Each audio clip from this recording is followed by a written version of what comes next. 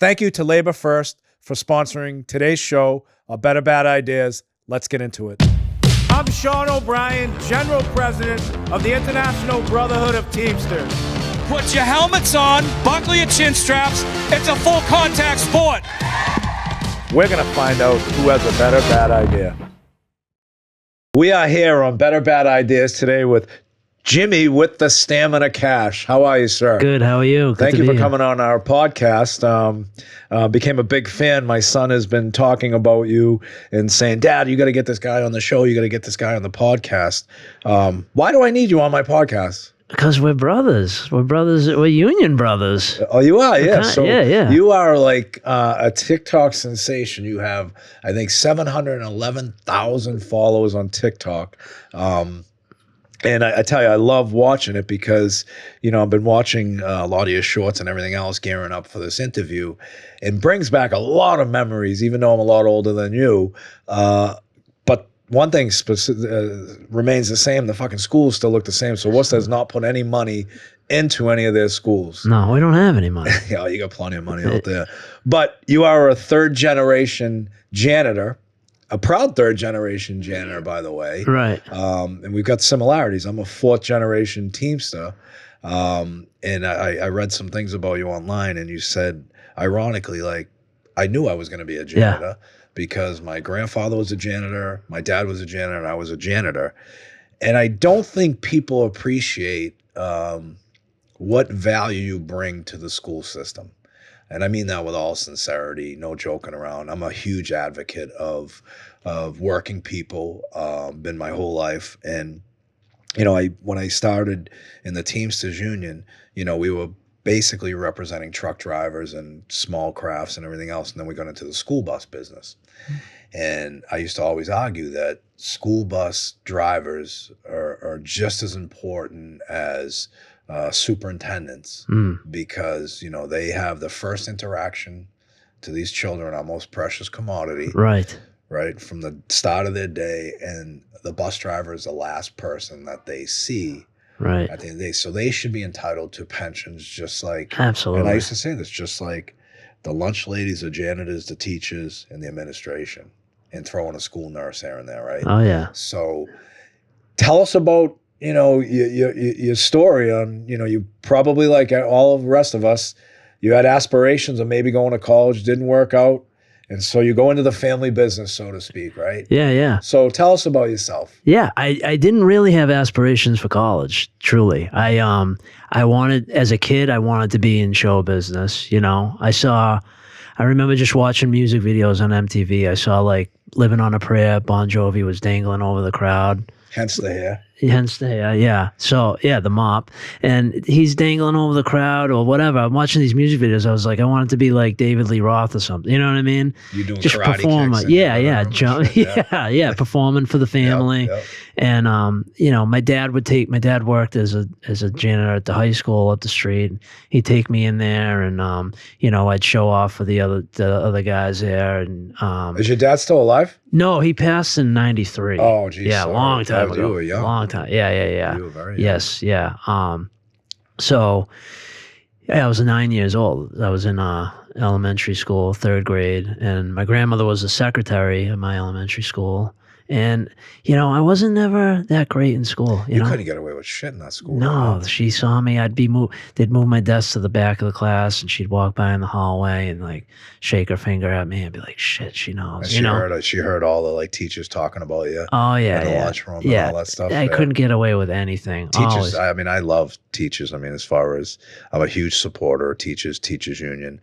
They got a bad rap during COVID. Oh, yeah. But, you know, it's funny. I used to look at teachers like they were the smartest and most purest people in the world. Yep. And then once you get a fake ID and you start going to local bars, you see what they're all about on Thursday and Friday nights. Yeah, they got to come. And there's a reason why people like us drove them to drink. Absolutely, yeah. You know, but no, that's great. So you went to, where'd you go to high school? I went to Burncoat High School in Worcester. I've lived in the Burncoat neighborhood for 41 years. Same house? It's funny you say that. I'm back in the same house I grew up in. It's it's like a three-decker. Yeah. I've lived on every floor. The family own it? Not anymore. Yeah. It's just a wild coincidence. I ended up back there. Yeah. And so I've been in this neighborhood forever, and I knew, me and my buddies would joke in middle school because we were class clowns. Like, I don't need to know this. I'm going to be the janitor here someday. You knew right then and there you were going to be the janitor. But it was kind of a joke. Yeah, yeah. But it was like a prophecy. You know what I mean? Yeah. It was like a vision board. It kind of joked about it so much that it actually happened. So tell us what you do. Like, you got 711,000 followers on TikTok. You got 110,000 followers on Instagram. Yeah. And your whole stick, I mean, you're a comedian as well. Right. But your whole stick, which has prompted you to the comedian in you, has been doing shorts based upon your job as a janitor. Yeah. And so what prompted this? I mean, what were you just sitting around? Did you have a bad idea one day and say, I'm going to start highlighting what we do at work here and see where this goes? Was that part of the plan? It's wild. It's really, everything just culminated. When I got the janitor job at 20 years old, it was like, I was just getting sober. What were you doing from 18 to 20 when you graduated high school? Oh, ripping and roaring. You know what I mean? Nothing. No work? Good. No work? I had this joke of a job. I worked from 16 to 20. I had this part-time job under the radar for the school department. I got hired as a summer help when I was 16 for the computer tech department, and they just needed someone. Back when there was computer monitors and towers, they needed someone to like move them. I was the computer mover guy, moving monitors, wrapping cords. I mean, you weren't programming shit, were you? Not at all. No. Did they check your browser at all from time to time? I didn't even know how to use that you were looking at like appropriate stuff in the school system. They had that firewalled. I tried to get through it. It didn't work. So they had me as the grunt worker, moving all this stuff, and it was supposed to be a summer job, and then the head of the computer department for the school department kept like writing grants to keep me and this other kid on. It's like part-time help. We did it for 4 years on the side. And then I did masonry for my stepfather. I had all these side gigs. Side hustles, just, mixing cement and shit. So it became like I got my daughter's mother pregnant. And it was like it was all her fault. It was all her. Yeah, this is all for you, Annie, my daughter. I've been janitor for 20 years for you. Thanks a lot. No, but they were like, you better do something. The civil service exam is coming out. You better take that. And so I took it and I studied. It was a very intensive exam. Not really, but would you do abacadabra? What is that? You know how they give you A, B, C, D? Oh, yeah. You just do abacadabra, and then the right answer is going to come out. Pretty much, yeah. This one you didn't even have to do that. No? It was all pictures and drawings. It was really easy, and it's like a psych test. Basically, they just want to make sure you're living and breathing. That's it. Right. And I did really well. Got a 98, and I got hired, and my grandfather was like, he acted like I hit the lottery. Yeah, how proud was he? He was like, where else are you going to go? So was your grandfather from Worcester originally? Or was he from Ireland or somewhere? He was from, I think he was born in New Hampshire. Okay. And then he lived in Haverhill and then ended up in Worcester. Right. But, he was just kind of a odd job guy for a while. And his big thing was like, where else are you going to go with your background in your education and have this security? You know what I mean? Like this kind of. But you got to admit, I mean, it's a noble profession. You're working. You got a pension. You got health insurance. You got the right to collectively bargain your contracts. So there's a lot of. I mean, I can tell you, going back, there's teachers I wouldn't remember, but I can tell you who are. We call them custodians back in where I grew up. Yeah, we do too. And I could tell you the custodians that we had. Yeah. And they were all cast of characters. And ironically, as you get older in life and you go to like the local Legion at 18 because, you're not 21, right, you'd see your custodians in there. Yeah, of course. They're hilarious. Like I remember that. They're probably, they had the most impression on you because if they seen you doing something wrong, I remember I went to the Dame school, the public school, and the custodian, and some of them were actually firemen that were doing custodial work part-time because their wives were teachers in the school. Yeah. And they'd see you doing something like stupid or like, no, you're going to get in trouble. They'd be like, hey, like her in second grade, cut the shit. Yes. Yeah. Right. Yeah. So it's like, all right, I get it. Yeah. You know, but it's a noble profession. Your grandfather was super proud of you. Oh yeah. Because I assume they helped raise you, right? Yes. Yeah. My dad died. My mom was active on and off drug addict stuff, you know, so it was like, everyone in my family had alcoholism, that whole type of thing. So like my grandparents both had like long-term sobriety. So they kind of were like, you know, they were pushing me to like go to AA and like get my life together. You know what I mean? And at 20 years old, you don't want to hear this. I didn't, but I was like, by the time I hit 20, I had done enough experimenting where I knew they were right. I didn't want them to be right. Plus, it's in the gene pool. It's in the gene pool. You know, and it's a slippery slope once you go down that. Oh yeah, yeah. So I got the job, and then I didn't realize what I had at first. You know, I was like, I couldn't believe how much work they had. I used to think I had this notion that I was like, these guys don't do anything. They hide in the boiler room. They play cards. You know what I mean? I remember after my first 40-hour week, I was like, I can't even believe how much work I did. You know what I mean? I was like, I got to get out of here. I need something easier. You don't want to work. We want a no-show job. I want to play cards in the boiler room. Exactly. Yeah. But I want to be a teamster. Yeah. Yeah. But I had a hardo boss as a custodian. Like he was the head custodian at Doherty High School. And he was like on me about like cleaning my section at night. I worked nights my first like 10 years. And I became like really. He probably saw something in you though, and didn't.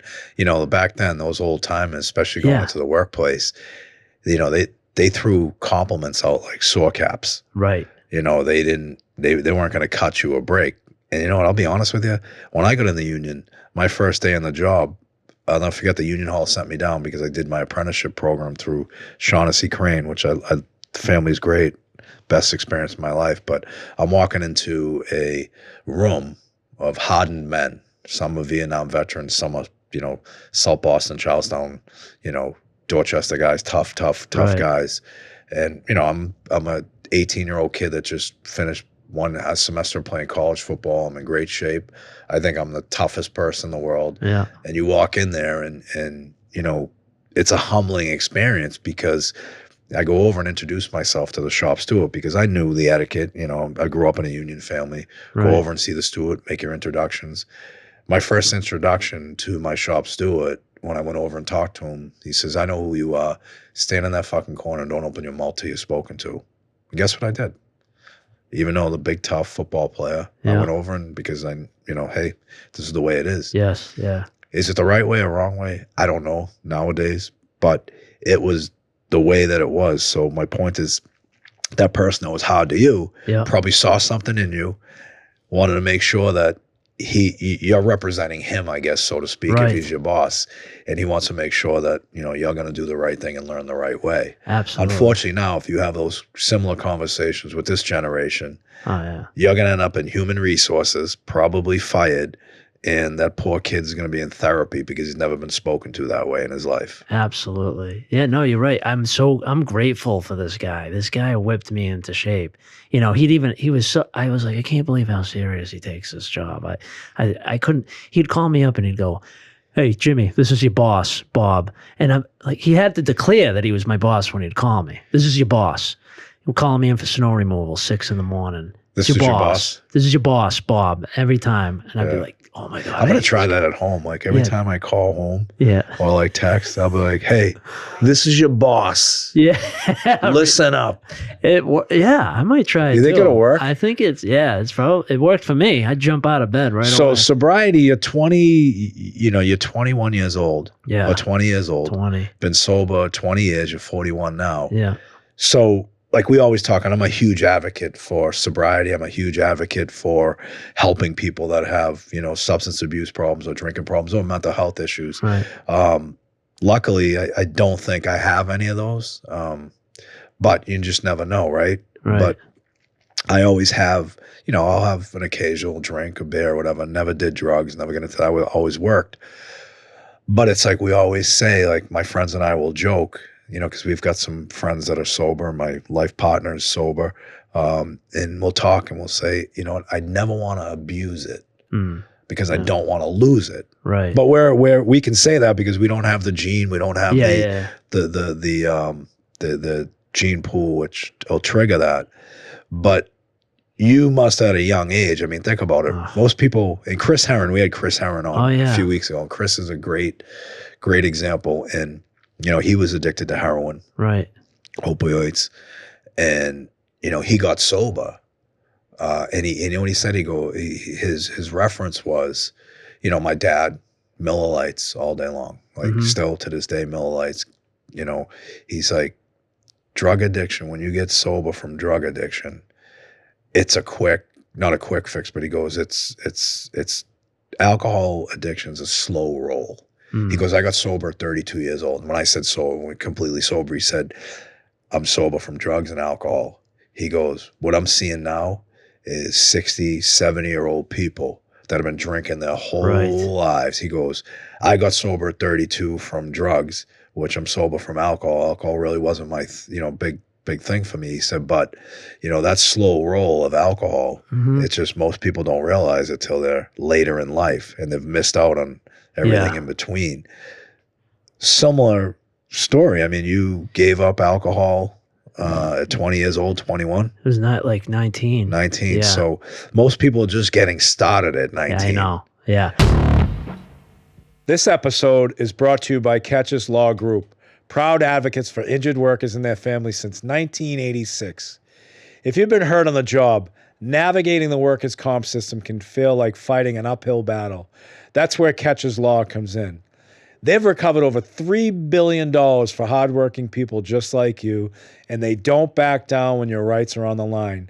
They know what it means to stand shoulder to shoulder with unions and workers across the country.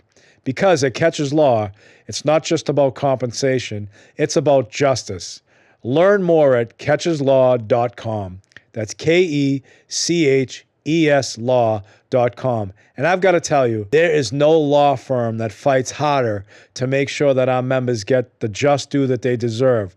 And also, they make certain that the employers who our members represent and make profitable and successful are held accountable when their employees, our members, are hurt. That's catcheslaw.com. KECHES law.com. This episode is brought to you by LaborFirst, the leader in healthcare navigation and advocacy for plan sponsors, union members, and retirees. Navigating healthcare isn't easy, especially when it comes to Medicare, and it shouldn't fall on our retirees' shoulders alone. That's where LaborFirst comes in. They work one-on-one with members to help them understand their benefits, resolve issues, and get the care they've earned. From answering tough questions to fixing billing problems, LaborFirst is in your corner every step of the way. No call centers, no runaround, just healthcare advocates who actually care. LaborFirst was founded by a proud Teamster son and grandson. For over 60 years, his father and grandfather led Teamsters Local 837, now Teamsters Local 107 in Philadelphia with pride, purpose, and grit. That same union spirit runs through everything LaborFirst does today. Now, hundreds of union health plans trust LaborFirst as a true partner, delivering results, supporting members and retirees, and never forgetting who they're working for. When it comes to protecting what your members have earned, LaborFirst stands with you. Visit LaborFirst at laborfirst.com. That's LaborFirst.com. What was it like? Like, did you have to have, was there an incident that prompted you? Was it an OUI? Was it a, arrest? Oh, it was all that stuff. It was, adding some drugs that'll bring you to your knees quicker than the booze, Right. For the most part. What was the drugs back then? I mean, you're 12 years younger than I am. I mean, me going to high school, even in the workplace when I was working, cocaine was pretty big in the 90s, but it wasn't as lethal as it is right now. And, I never tried it because I probably would have loved it. And weed. Weed was, everybody smoked weed. I never did because, number one, I didn't like the smell of it. Number two, I always possessed a commercial driver's license. So I needed, if I'm going to get drug tested, I'd rather I don't want to compromise my ability to earn a living because, I choose to smoke weed. Right. Yeah. But when I was in high school, it was like Coke. Coke was the end of high school. But yeah, I started smoking weed in like 7th grade. And then it was whatever pills were around. And ecstasy was huge when I was in high school. It was ecstasy, acid, mushrooms, ketamine. Whatever was out that night, I was doing, you know what I mean? And then it became Coke every night. Kind of dangerous, isn't it? Oh, yeah. I would do Coke, ketamine, ecstasy, and drink 30 beers all in the same night. You know what I mean? You must have been a lot of fucking fun. Oh my God. Yeah. Sometimes I like wish people could have seen that. People that know me now, they say, oh, he's so Would you have been quiet. an internet sensation back then? Oh, I would have went people viral. watching I'd be nonsense. Right. I'd probably be locked up for life too. Who knows? Yeah. So what was the defining moment where you knew or thought you knew, like, hey, this has to stop. I can't be fucking ripping and roaring. Was there an incident? What happened? It was multiple. Like I was like in the juvenile court system from the beginning. People. I always think of high school as like people will meeting with their guidance counselors to plan college. I had my probation officer come into the guidance office to check on me all through high school. Right. That was my guidance experience, And I just kept getting these arrests for stupid stuff, fights, assault, whatever, drunken blackout stuff, nothing like crazy. But I found myself arrested like a couple times in succession. And so you'd be drinking, doing coke, smoking weed. Yeah, cops and then you get a bad idea and say, I'm going to do this. And then the cops would show up. Cops would show up and I'd be like, showtime. Worcester, right? Yeah, I'd be like everyone else. Worcester PD's no joke back then too. Oh, they had never been a joke. They are a squad. Yeah, those guys, they'd show up. Everyone would. And run. I'm pro cop. I'm pro law enforcement. I love them. Even though I had my issues with them growing up. Oh yeah. But this whole society of defund police and we don't. Oh need no, them. I've never been like that. Yeah. Just like do that for one day in Worcester. Let's see how that works out for you. Worcester needs them. I mean, everybody needs them. Oh my God, yeah, true. But yeah, they'd show up. It would be like I said, show business. This was me finding my David Lee Roth moment. So you're still, drunk. Even though you're all fucking twisted up. Yeah. Right. And you're ripping and roaring. Yeah. Did you still have this dream? I want to be in show business. I want to be a comedian. Yeah. Not comedian. The thing was like, I'd be in funny movies like Adam Sandler movie. I didn't think stand-up. I thought that was like some other world. I didn't know how people even did that. I thought somehow I'd get into like the comedy world of funny movies and I'd be an actor. Really? Yeah. I thought it would just happen by magic. You thought Hollywood was going to find me. Yeah, they'd find me and go, we've been looking for this guy. How would they find you? I had no idea. I was delusional. I was doing drugs. Hallucinogenics. Yeah. So the cops would show up and everyone would run and I'd be like, let's go. And I'd try to like take them all on. They'd just pile on me and arrest me. Yeah, it's amazing how you're like, all right. Yeah. Let's go. We're gonna get this on, right? I don't know what. And then like 10 seconds later, when you're on the bottom of the pile, split second. All right, I'm gonna let you guys off easy, right? While you're on the bottom getting your fucking head kicked in. Yeah. It was like a tension, you know what I mean? And they'd be, the first time I got thrown in a paddy wagon at Friendly's restaurant, and would you steal a fribble? I ran away from home. Yeah. Oh, fribble.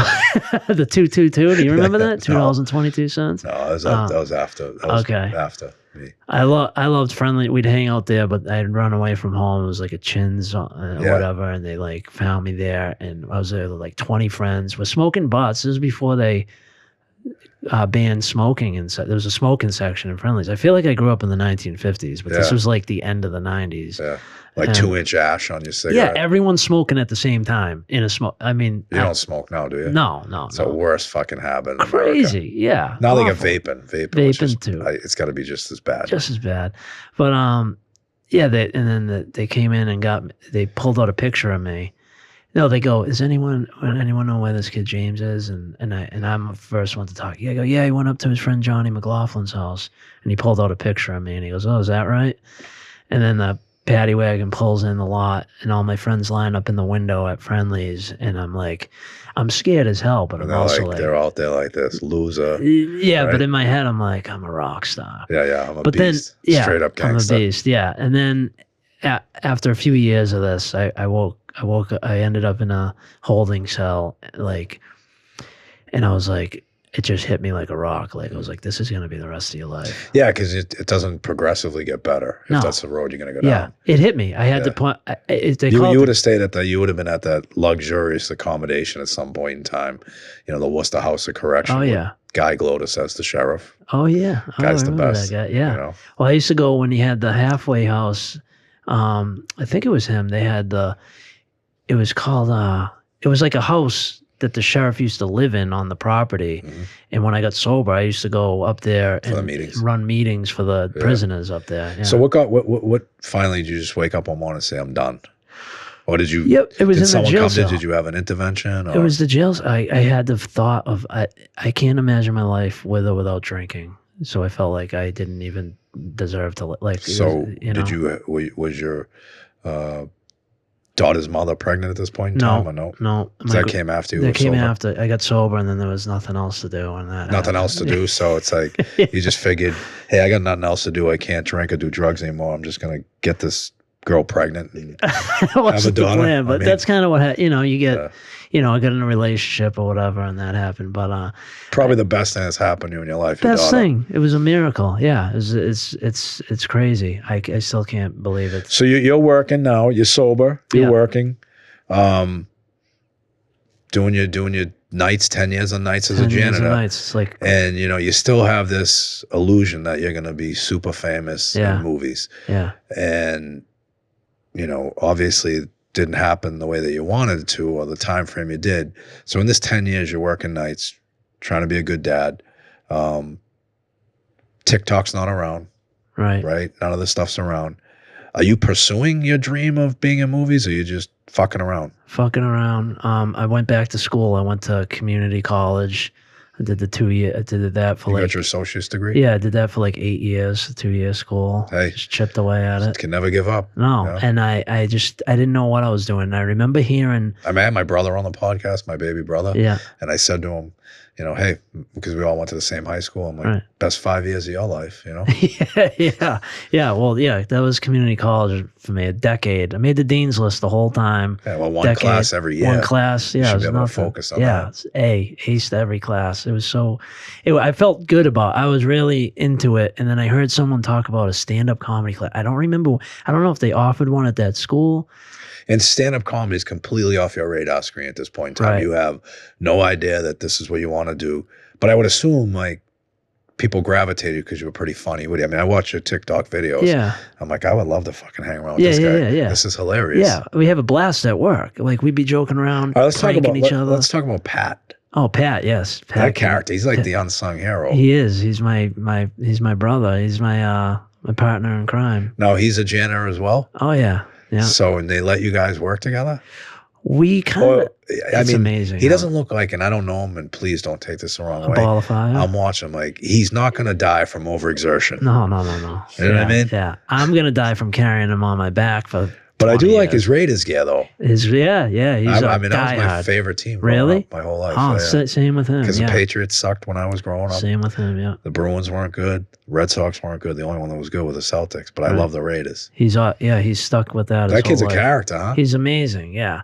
So did you meet him growing up or through the schools? Through the schools. I was working nights, and then I transferred over from Doherty High to Burncoat. Now, if anybody hasn't seen Jimmy's TikToks, how do they find you on TikTok? You could, if you type me into Google, it'll come up my website with links to TikTok, Instagram, and tell us what YouTube. It is. No one can read your mind here, buddy. Oh, about what TikTok? What's like what your platforms are, because we're going to talk about that. But we want the audience to know and push people there. I mean, you only have 711,000 followers on TikTok. We're trying to get you some more. Right? Yeah, we need it. Jimmy Cat at Janitor with Stamina on TikTok. All right, what's the at Janitor at Stamina? Yeah. Janitor with stamina on TikTok, right? On TikTok, and at Jimmy Cash Rules on Instagram. I don't know why they're different, but and then Facebook too, Jimmy Cash. YouTube, Jimmy Cash. Even if you type in Jimmy Cash on TikTok, it'll pop up. When did you start getting on social media and doing this stick as far as the janitor stuff? I mean, So you guys must just fucking torture each other all day, you and Pat, like break each other's balls. all the time, yeah. I mean, And that's- he's probably the blunt of all your jokes, right? I started dragging him into it. I was doing it for a while. I was just doing stand-up about, I don't know, 9 years ago. I started doing stand-up Because you took the class in community college. Yes, after community college, Okay. because I couldn't.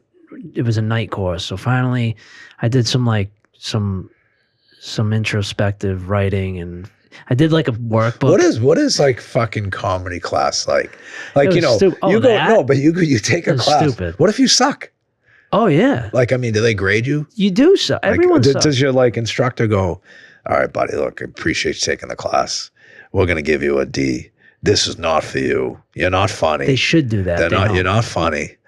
Find something else. That's what they should do. You know, they tell everyone there's plenty of opportunities in the Teamsters Union. yeah. You're not going to be a comedian. You might Don't be a quit- character, yeah. but you're not going to be a comedian. Yeah, don't quit your day job. Yeah. No, they tell everyone they're great, which is unfortunate because then everyone keeps pursuing it to the gates of death. But Did you ever take it upon yourself to tell like your peers in your class, like, you suck, seriously, get out? I didn't know what was going on. I went into that class and we went around. They go, everyone introduce themselves and tell where you're from, what you do. And I go, I'm Jimmy. I'm a janitor from Worcester. And the class laughed at me. And I go, oh. You thought it was like AA. It was like, ding, ding. Yeah. But they all laughed when I said I was a janitor from Worcester. And that was the first moment I was like, this. Did it click that you're going to utilize this as your stick? Yeah, because it already was. I always joked about being a janitor with my friends that I grew up with. It was already a shtick in my life before I started. Right. I always made it a thing. Why the fuck do I need to learn this? Because I'm just going to be a janitor anyways. So it was a lifelong shtick that just went too far. And, so I started doing stand-up. Well, it hasn't gone far enough. It's Oh, gonna, no, it's we got to gonna keep going. Yeah, I like that. Yeah, we're going to keep it moving. But I just never would have thought I would get to where I am now, where like the other night I'm doing Hampton Beach Casino Ballroom. And then the next day I got to go in and strip and wax a floor at the school. But it keeps you pretty humble though, doesn't it? oh yeah, Makes you appreciate yeah. what you have. I mean, you get a great opportunity. I think you've opened up for Bob Marley, Oh yeah, who's world famous, right? unbelievable. Yeah, Jimmy Dunn, I believe. Jimmy Dunn. We worked Yeah. together. that Jimmy night. Dunn's a Mass. I think he's from like Beverly. Beverly, yeah. So ironically, I met Jimmy Dunn, who's been in some sitcoms as well, Oh right? yeah, I met Jimmy Dunn because I do this huge event. I used to do this huge event, still going on, but I don't run it anymore. Light Up the Night for Autism, where we raised about $1 million a night for wow. autistic charities, whether it's kids, adults, or community issues. And Jimmy Dunn was like one of the first. It was Jimmy Dunn. He came to our first Light Up the Night gala, and I think it was Nice. 2007. I didn't know who he was. Right. And they're like, he's a stand-up comedian. And, growing up in my era, stand-up comedians were Eddie Murphy, Right. Richard Pryor, George Carlin, Robin Williams. And so I'm like, Jimmy Dunn. Yeah. Who's that? All right. And, purposely, I never went to comedy shows like Nick's Comedy Stop or Wei Lu's. Used to be a Chinese restaurant near the Kowloon. Yeah. They used to have comedy shows up there. Or you go to like a local fundraiser. And the worst part was, if you got up to go to the bathroom, they started making fun of you. Oh, of course. And I'm like, yeah. I'm not going You're not there. getting picked I'm an off. easy target. Yeah. Like, I'm not going to. But I didn't know who he was, and I didn't know anything. And then, obviously do some research. The guy's hilarious. Yeah. Absolutely hilarious. I'm glad you said that because that was another part of why I started stand-up too. I thought the same thing. You were either Jerry Seinfeld, Kevin Hart, or one of these, over-the-top megastars, Yeah. or you weren't worth going to see. Mhm. You know what I mean? So I went to a comedy show with a bunch of sober people when I was like, this planted the seed too. I'm glad you brought that up. I was about 21. They dragged me to a comedy show in Worcester at the Crown Plaza, and I saw Mike Donovan, who's one of the oldest Yep. comics from Boston, legend. And I saw him do stand-up, and it was just like some old white dude from Boston, and he, like, who is this guy? And he killed. And I was like, I didn't know regular people did. I just thought he was like you know what I mean? It just seemed like a guy off the street. Yeah. So that was another thing that was in my head those 10 years of nights as a Yeah, custodian, same here too. you know? Like I knew comedians growing up, like Lenny Clark. Right. Tony V. Of course. So Tony V's father-in-law was best friends with my father. Oh, wow. Small So world. like I met Tony V in 1991. I was working a movie called House Sitters, and Tony V had a small part as like a bus driver. Yeah. The movie. And I remember like these are all like my father's friends and him. They're all rugged, Right. tough Charlestown old school guys. Yeah, yeah. And I remember saying, yeah, Johnson's daughter married this comedian. You know, they're like, he's not a Teamster. So they're like, Yeah. the So guy's it's weird. crushing it money wise, Yeah. you know? Yeah. He's But, not, he doesn't have a You know, it's regular just job. funny. Like you would Yeah. never think, to your point, like, all right, they must have had a trajectory up here and this is what their career was. They followed it, Right. you know, and like my son drops the bomb on me, or my ex-wife drops the bomb on me 3 years ago saying, hey, by the way, you know, Sean's got a comedy show. I said, Sean, who? Yeah. She goes, our son, Sean. I'm like, he's doing what? She's like, yeah, comedy. I'm like, when did this happen? I go, he's not even that fucking funny. Yeah. That's what. And it was like out of the blue. And I didn't know like he's had this passion for Yeah. it. I didn't see it. Of course. Yeah. Same with me. Some I people. put him in the plumbers union when he was 18. I'm like, Yeah, all right, this yeah. kid's all set. He's off my payroll. I'll never have to worry about him again. Yeah. Now you have to worry. Now he has to worry because he wants to be a comedian. Yeah. And you know, it's a grind. I mean, you It is guys, a you grind. got to work. But he's wicked funny, and we've worked together. And yeah, same thing with me though. My like growing up, like I wasn't the standout funny guy in class. I was a class clown. I was a pain in the ass. But all of my friends were like a bunch of jerks, but like goofballs. I thought we were all funny. So when people heard I started stand up, they're like, stand up. I think everyone had this. If you're not a comedy fan, everyone has the same idea that like you're either, you know, Robin Williams or you're not. Right. You know, there's no in between. And they don't see Robin Williams during the day when he's just being a regular guy, you know? Well, you know what's interesting about the comedy scene, and of course, you know, my son got involved in it. I'm fucking nervous as hell because I'm like, my job as a father is to nurture and protect, Yeah. right? And I'm good at the protecting part. I don't know if I've been great at nurturing, but I was horrified saying, what if he sucks? Like Right, he's yeah. going to get booed off the stage and then we're going to have to get a crew together and anybody that booed him, we're going to have to fucking beat him up or chase him down or something or torture them. Right. And, you know, and it's funny, like you look at the comedians, like when you meet them, you see them on stage, and I've had the opportunity because of my job and everything to meet a lot of people, and you see them and you meet them, like comedians aren't funny outside of work sometimes. Right. They're very serious, Yeah. sometimes reclusive, Hmm. some of them that I've met, and it's like, all right, it makes sense. Like they're not this way in their entire life. This is their job and this is how they perform. Right. But what fascinated me about the comedy scene, and I was a little nervous about it because, you know, there's a lot of bad habits that go on at night after comedy shows with comedians. And you've seen like Robin Williams. Who would have thought that guy would have succumbed to some demons, right? I know. You know, and there's a bunch of them, Chris Farley. And you've always heard, and again, I wasn't intimately involved with it, but you always heard that, you know, these comedy shows, late night, a lot of drugs, John Belushi, all that crew. So I was very concerned that was still, you know, part of the industry, you know, Right. like rock singers, rock bands, tours. After course, the yeah, show, you know, party you're time. drinking, you're partying, all this stuff. And I was very, very concerned about, you know, my son being involved in it. And, you know, that was a fear, I'll be honest with you. Outside of him getting heckled and being awful at it, like I was worried, like, is he gonna get involved in this Right. fucking paper route that it's a paper route. Well, Once yeah. you go down that It's a road, lifestyle, it's awful.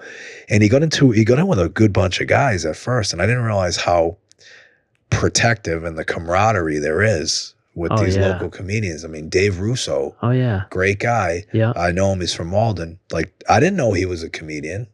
I didn't know he was famous. I didn't know he was funny. Yeah. Because I knew Dave Russo from the gym working out in 1990. Yeah. Right. And you know, they all take care of each other. They're pretty much sober.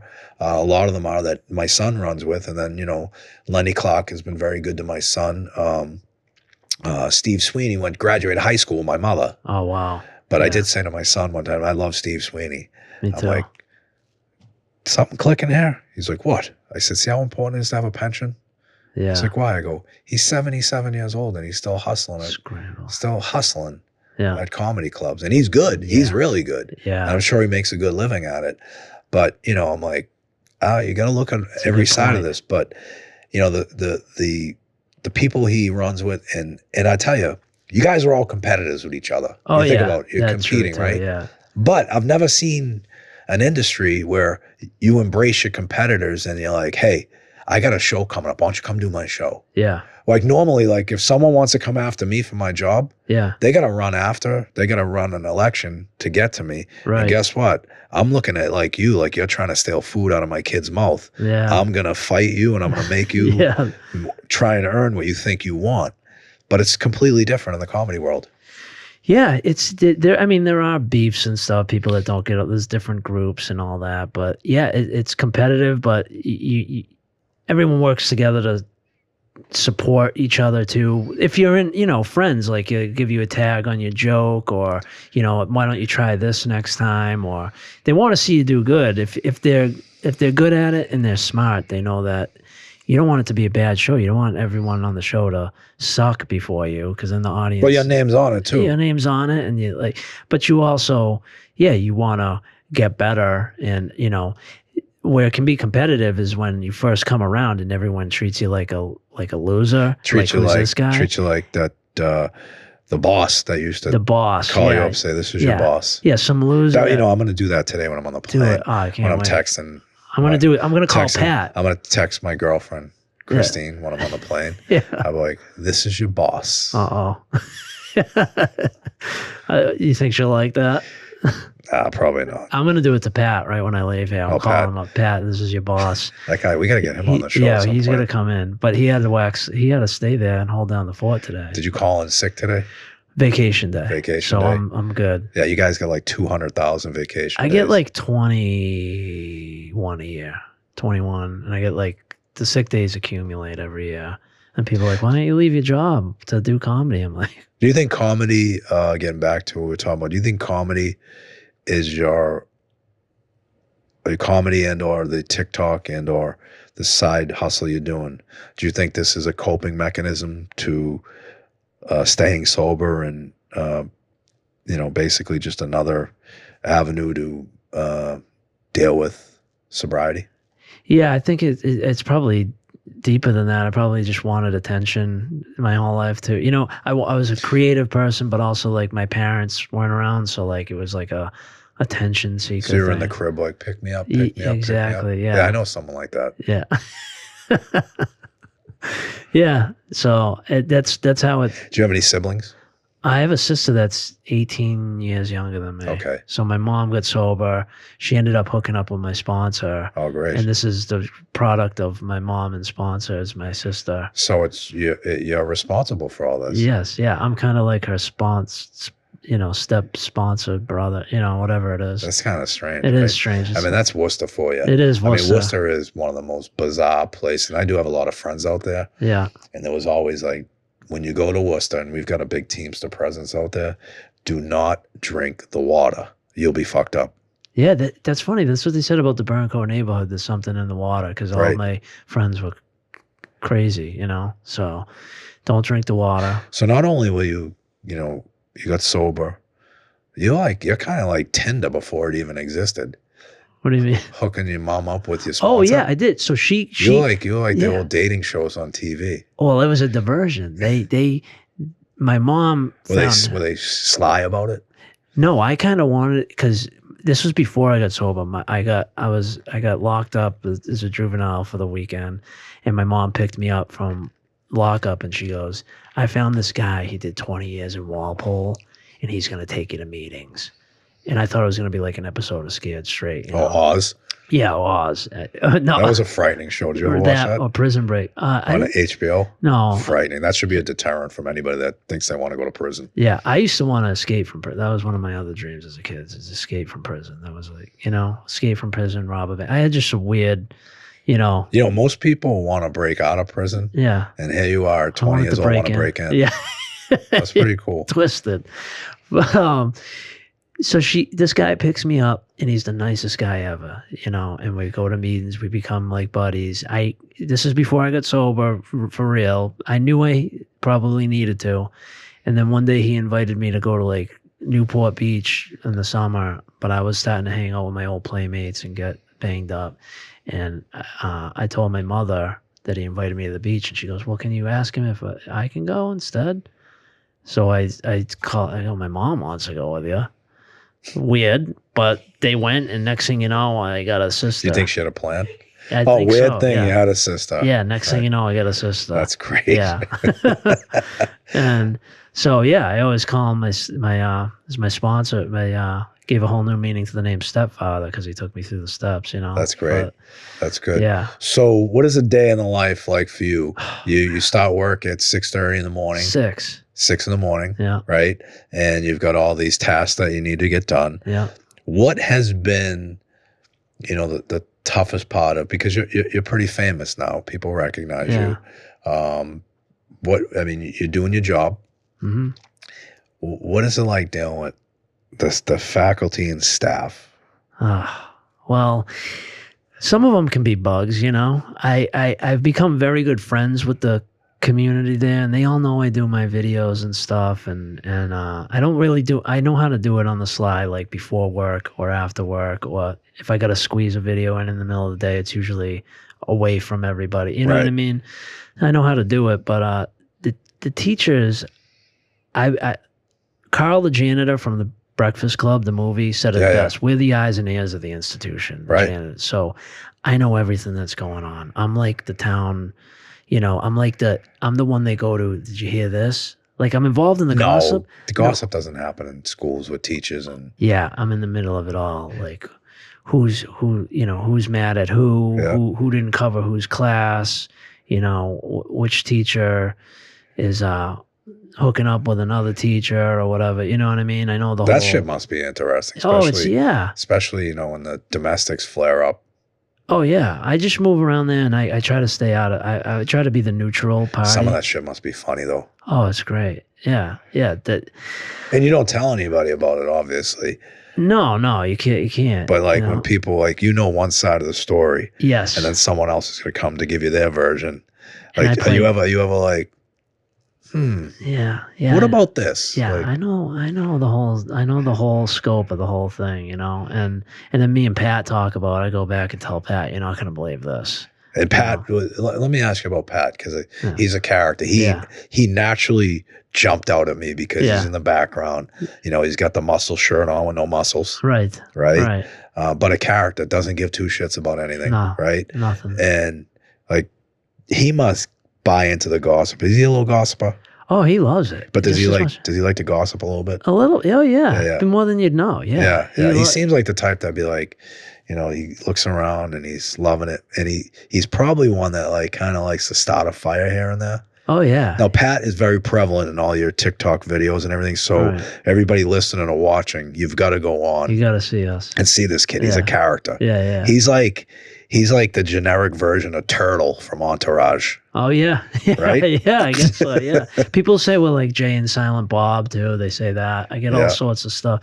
And me and him have a good rapport because we've been working together for like, I want to say like 17 of my 20 years. Yeah. We worked nights together at a high school. This is how we ended up where we are now. I was working nights. I bid the senior custodian job for the elementary school I'm at. And that process is they interview the top 3 guys by seniority.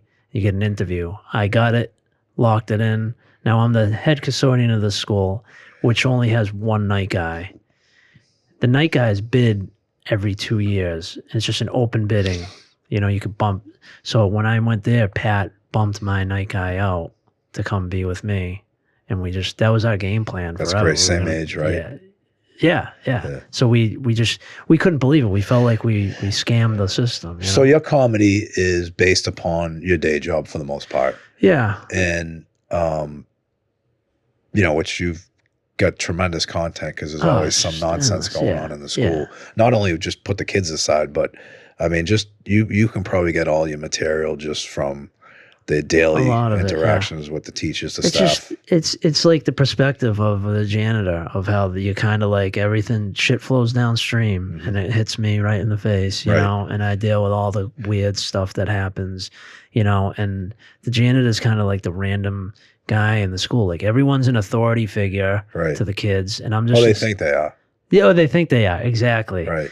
And I'm just the guy that's like, the kids look at me like I'm a kid that just doesn't have a hall pass. Like, why does he get to walk around? Yeah, you know yeah, what I mean? yeah. And like, this guy's just like chilling. Yeah, you know, and it's funny too. I think people, on a serious note, you know, you probably have more of a relationship with a lot of these kids.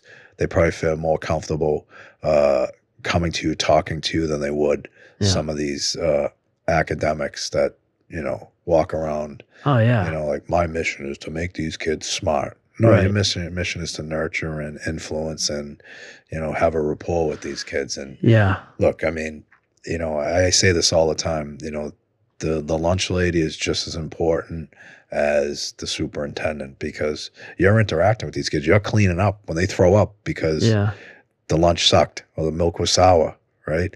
Who's cleaning them up? You are, just like a parent would do at home, Absolutely, right? When they have an issue in the bathroom, who's going up to clean it up? You are. You watch over these kids, and you can probably tell if something's not right with some of these kids getting to know them. And you know, I don't think people in society look at, you know, how important every job is. Like, for instance, we represent the rubbish industry nationwide. Nice. And everybody's like, oh, if you don't go, I remember being in school, if you don't study, you're going to be a rubbishman. Right. And I'm like, okay, they're Teamsters. I know what they make. My dad's a Teamster. I don't mind being a rubbishman. It's a great profession. Absolutely. But you take it one step further, and I just talked about this recently on a show that I did. You know, rubbishmen are like your UPS drivers, right? They're in your neighborhood all day long. Yeah. People know who they are. The kids know who they are. And recently, there was some part of the country, I forget what it was one of our members was in a neighborhood. He knew the families, knew the kids, and saw someone trying to lure a girl into a van, little girl. He knew that wasn't a family member. He knew it wasn't. He went right over and got right in the middle of it. The guy screwed. Wow. So, I mean, not only do you add Yeah. value as far as, you know, what your job description is and what you're supposed to be doing, there's a whole other resource that you provide that people don't take into consideration, and they should, especially when it comes time for you to get paid and negotiate your contracts. You are just as valuable as that teacher with a master's degree, as far as I'm concerned. Thanks, man. No, I'm glad you said that, because I have relationships with a lot of these kids, like, where they've come through elementary school, now they've gone through high school, now they're in college. Some of them, I mean, one of them came to my show in Hampton that's like older now. You know what I mean? Right. They're coming to shows now too. And you know, I see them out in the neighborhood or whatever, and they're like, yo, Mr. James, what's up? Taking pictures and stuff. And it's usually the kids, like, you know, like the teachers that, like you said, their job is to nurture, but they do get overwhelmed. Sometimes they get like 30 kids. So sometimes my thing is, like, I see a kid that's like, you know, having a hard time, or one that the teacher is like kind of... Or you might be able to identify what you went through as a Exactly. kid. You know, hey, I want the attention. I'm acting out. No one's going to... Back then, it was different times. Like, parents back then, back in our era, and I'm a lot older than you, parents had accountability.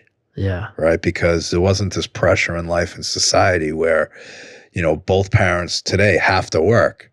Right. And that, you know, accountability can't be there because, you know, financially they may be compromised, and that kid is not getting the attention from a parent or being home to nurture them. So they're acting out.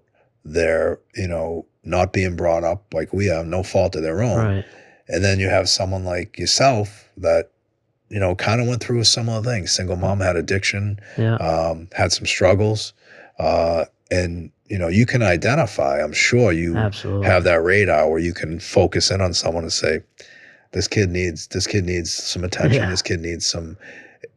Is that some of the stuff that you do on a daily basis? 100%. Yeah, I have, you know, there'll be sometimes, depending on who the, you know, administration is, but they'll have me, sometimes when the kids are getting in trouble, they'll be the ones that help me clean the caf tables. Not as punishment.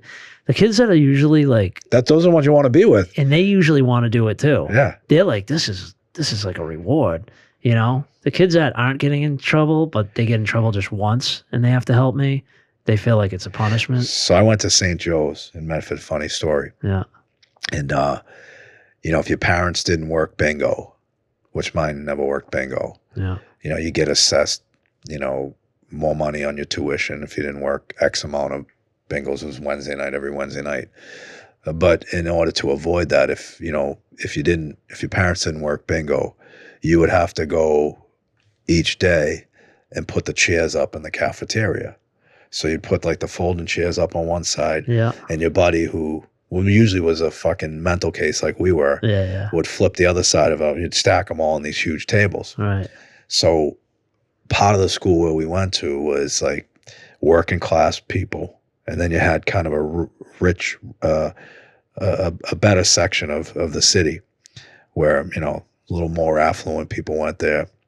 Kids that went there, we really didn't jive with them. We kind of stuck to our own. Right. But for some reason, I'll never forget this, janitors would be down there watching. They were good guys. Like it was just good, you know? And so we're down there one day, and these kids from the Lawrence Estates, that's what the ritzy part was, you know, they were talking shit. One of my friends was from the projects. Right. And, you know, he took a bus because, you know, someone else was paying for him to go there, and the kid was tough as nails.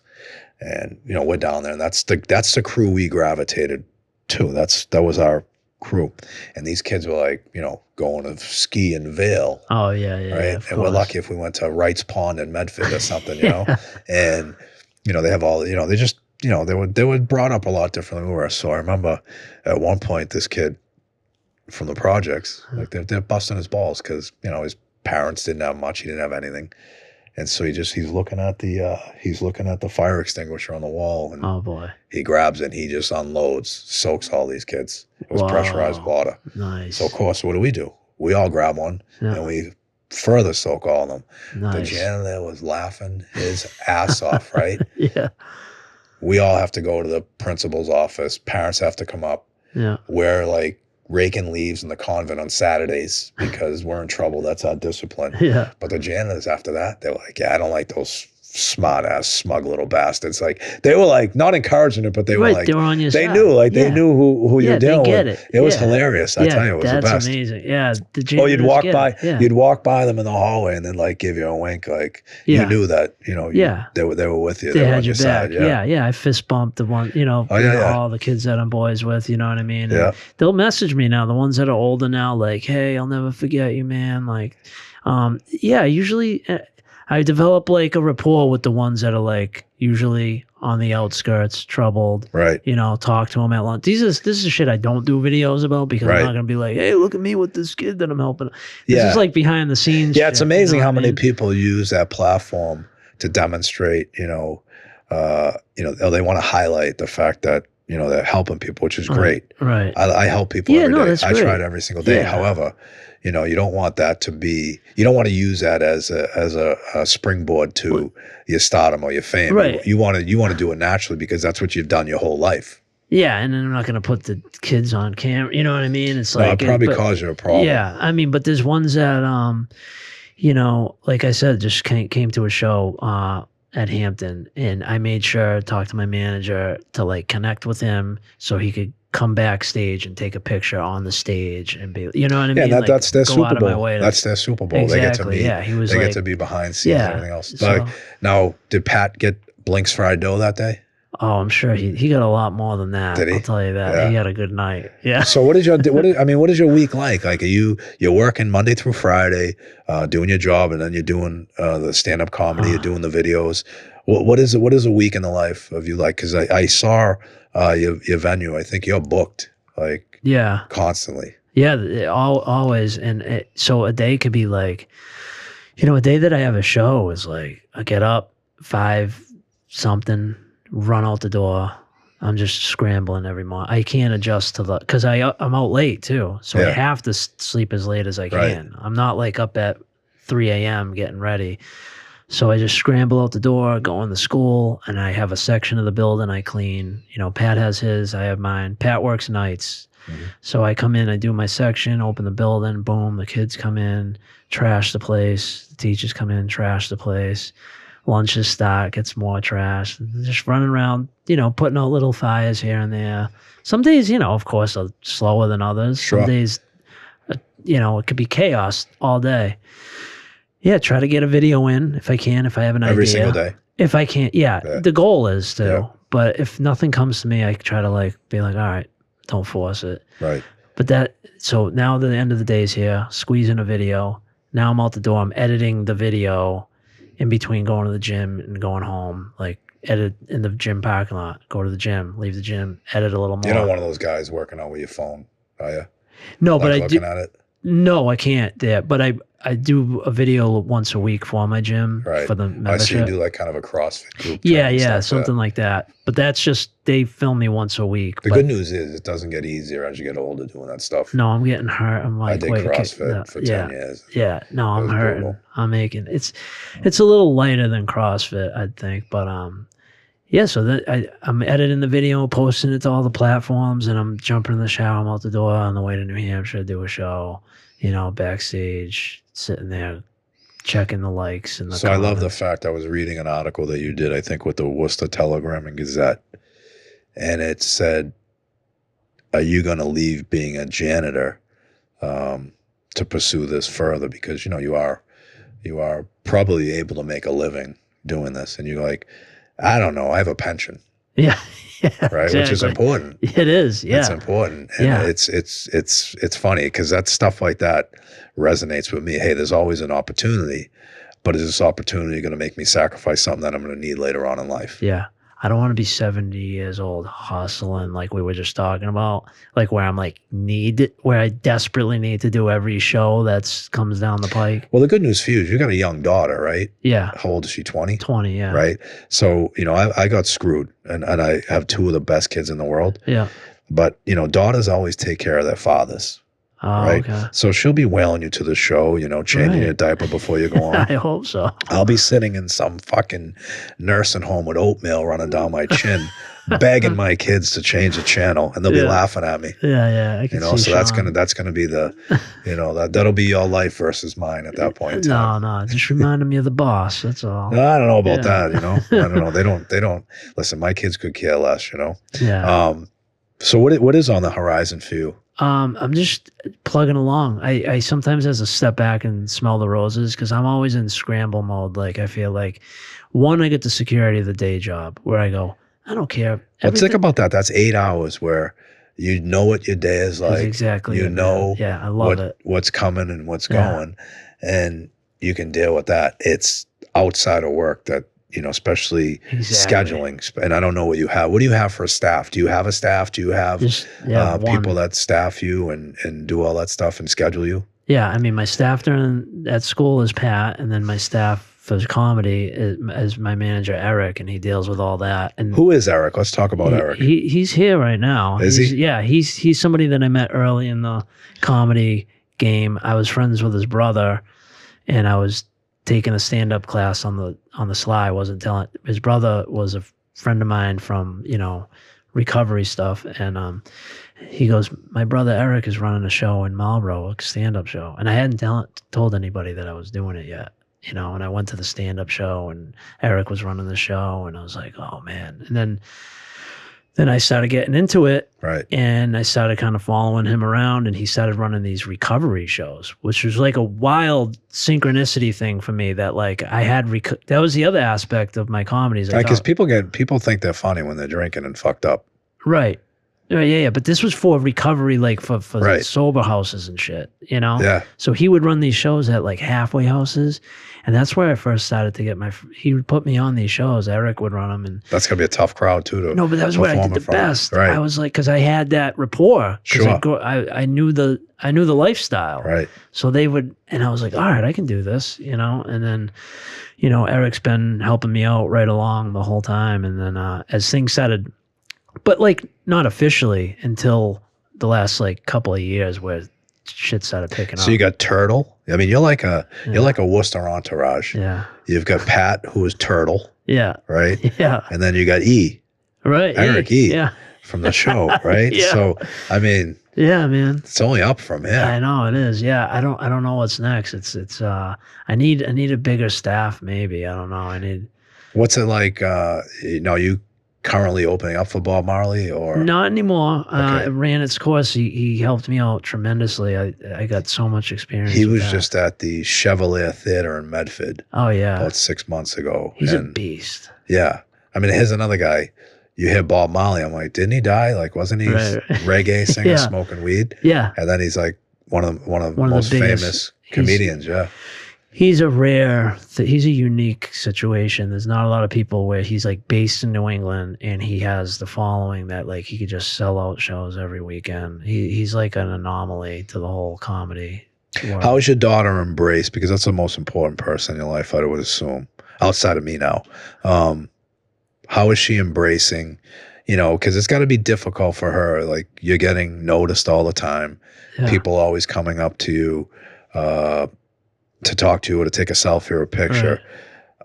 It's got to be a little trying at times for her. I mean, I'm sure she's so proud of you, Right. but also, I mean, that's taken away from, daddy-daughter time as well, too. Yes, yeah.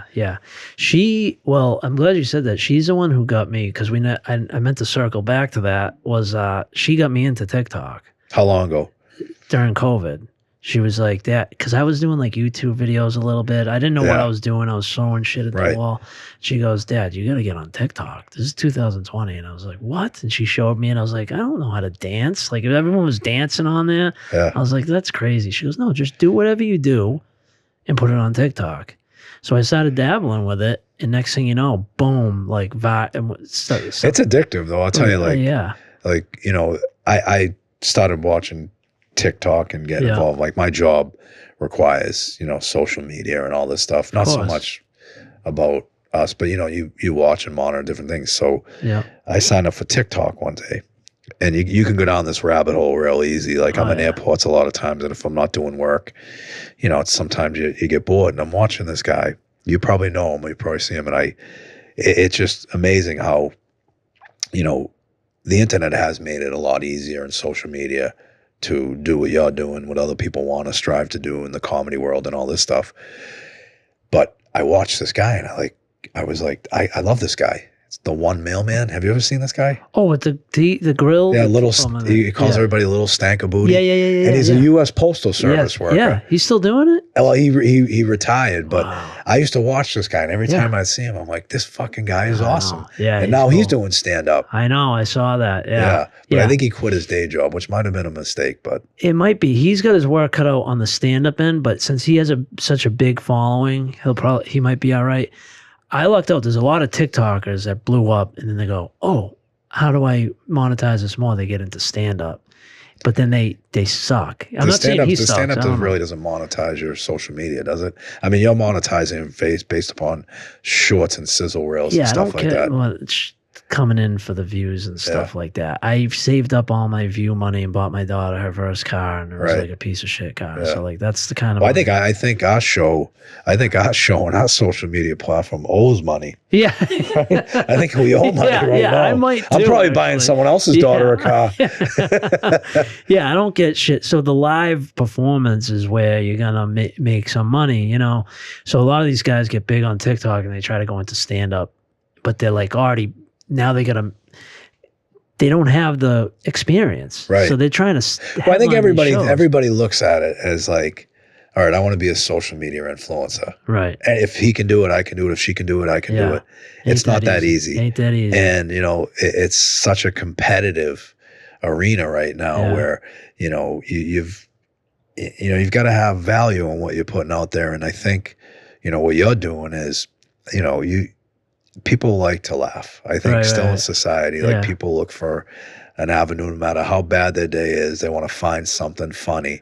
But you have, and this is my unqualified opinion on watching you resonate with the people that we grew up with, the people that I represent. Yeah. And they're looking at you like for instance, the paper towel thing with the chocolate milk. Oh yeah.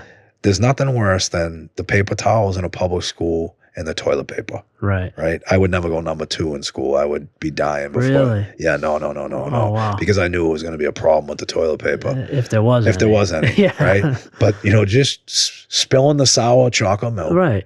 And then trying to wipe it up with those Yeah. paper towels that don't wipe up. Right. I mean, people looking at that going, That's fucking funny. I remember that. I get it. Yeah. Like, I had the worst day of my life, right? But I'm watching you on TikTok. Yeah. And I'm like, hey, I remember that from sixth Remember grade. that. It's like a you know? nostalgia thing, Yeah. relatable. Yeah. And I'm glad things haven't changed either. You know, Yeah. I mean, you think they would bounty or something, you know what I mean? No. There's no bounty going around there. So what's on the horizon the rest of this month, the rest of this year? Are there any venues you want to highlight? Oh, Foxwoods, November 1st. That's a big one. Big theater show. That's huge for me. So anybody going to looking to see me, come to Foxwoods. What are the dates? That's November 1st. And then, I don't know. Eric, what else do I got to plug here? My website, jimmycashcomedy.com. But I have other stuff coming up, but that's the big one. And there's always more, now I'm doing like school district shows. Yeah, I saw that gigs. like you're having, and these school departments should be embracing this because, it'd be a great morale boost to think about it. Oh, yeah. You get all teachers, not from Worcester, Yeah. but from all over the place, to do these comedy, to listen to your comedy, and they can actually identify what goes on every day. Absolutely. Because your comedy basically is based upon your day job, but you tie in other things. But the one thing I will say about watching you is you're not throwing F-bombs. Right. You're not talking inappropriately about situations. And that seems to be an anomaly now in comedy. Right. I might live.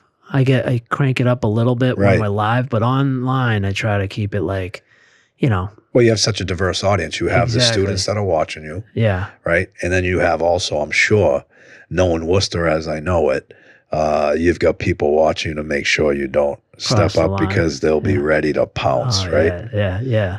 But that's what I was worried about. Everyone was like, how are you not getting fired? Everyone was worried about it at first. And then it went the opposite way where like I started doing stuff for the school department, announcing the snow days, the cancellations. Like I'm going live online, like school's canceled tomorrow, play Fortnite all day. And they've embraced it. Whoever started to embrace it, I think was smart because if you're doing all these extra tasks, you should be getting rewarded financially for them. Well, can I bring Listen, you in on I'll that? gladly come in. Right. But you know what? Who represents you? Let's give a shout out to your union. Oh, 272. Is that AFSCME? What is it? Is it SEIU? SEIU. SEIU, great union, Yes. great international union. They got a great leader. I know their international president, April. She does a great job. Nice. And anybody else you want to give a shout out to? I mean, I would assume the most important person in your life.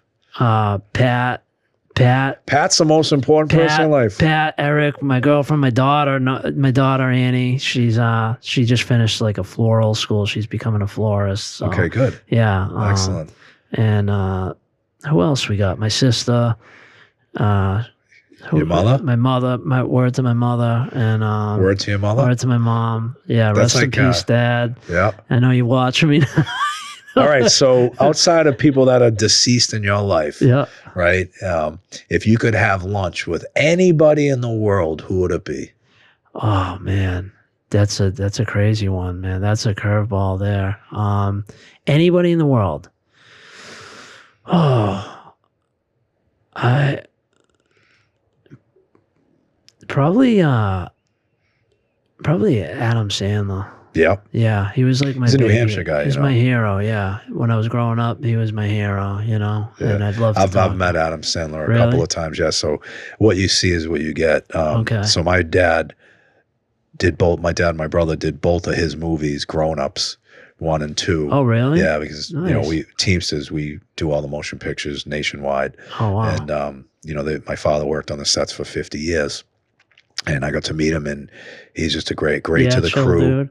Great to the crew. I used to negotiate all the contracts with the production companies, but great to the crew.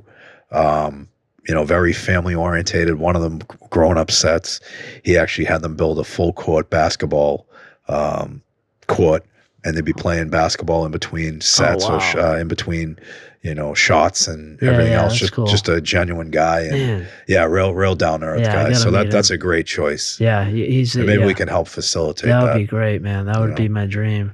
I got to meet Theo Vaughn and do his podcast. I know, dude. That I guy's saw awesome. that. I That remember guy- when that happened. Let me tell you something about that guy. That guy is so down to earth, and Is he? he's such a good guy. I'll tell you, so we hit it off. Yeah. And, I brought my son, Sean, because he's an aspiring comedian. Right. And, you know, he couldn't believe it. He was like, you know, of course, like, you know, my reaction, hey, you're a comedian? What the fuck? Where did this come from? Yeah. Like, he couldn't understand, like, why would Theo Vaughn want you on his show? Like, you're an idiot. Like, or something. He's probably thinking in his head, you know? Yeah, yeah. But I brought him down there. And we actually, Theo has a studio inside his house, and he's a great guy. And, you know, my son, I told him, oh, my son's an aspiring comedian. Hey, give me a cell phone number. So really? Theo Vaughn gives him his cell phone number. Yeah. And, you know, I'm like, Sean, don't fucking be texting him banged up with your friends, showing off or anything else like this, you know? He's like, no, I won't, Dad. So Christine and I went to the inauguration of President Trump. And I didn't see Theo for like 2 or 3 months. And he comes up, he goes, dude, what's up? Like, he gives you a big hug and a kiss, and he's just awesome, right? And he says, oh, I owe Sean, little Sean. He goes, I owe little Sean a text. I'm going to hit him up tomorrow.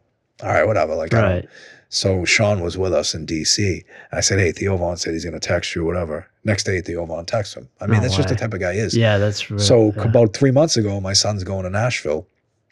Theo lives down in Nashville. And Sean goes, Dad, do you think I should reach out to him and tell him I'm going down there? I go, yeah, just tell him you'll be in the area, you know? So Sean reaches out to him. He texts Sean back, and he's like, hey, I'm not around, but I can hook you up maybe with a couple of shows. That's cool. Down there. Like, not to get paid or anything, just for the experience. Just to get on, So Sean did 2 shows. Sick. Now think about it.